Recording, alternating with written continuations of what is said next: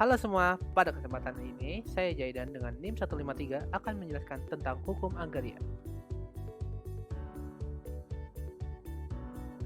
Jadi, apa sih hukum agraria? Secara yuridis, hukum agraria itu keseluruhan perangkat hukum yang mengatur pengelolaan penguasaan, pemilikan, pemanfaatan penggunaan tanah.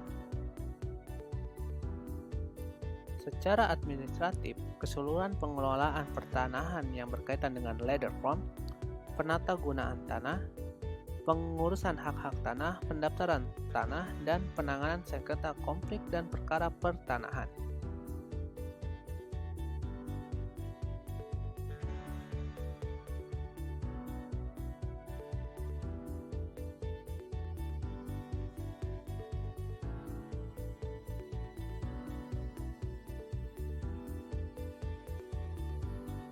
Yang pertama, pada masa kerajaan di Nusantara kisaran sebelum abad kelima dengan sistem hukum tanah komunalistik dan prinsip hubungan hukumnya. Masyarakat hukum adat dianggap sebagai yang punya dan individu sebagai yang memakai.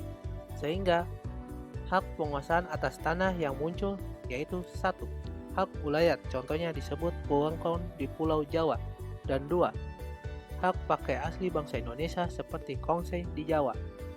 Lalu pada zaman ini asas penguasaan hak disebut mulur mungkret, yang artinya semakin dikuasai tanahnya makin kuat hak individunya dan makin lemah hak ulayatnya. Sebaliknya, makin ditinggalkan makin lemah hak individualnya dan makin kuat ulayatnya.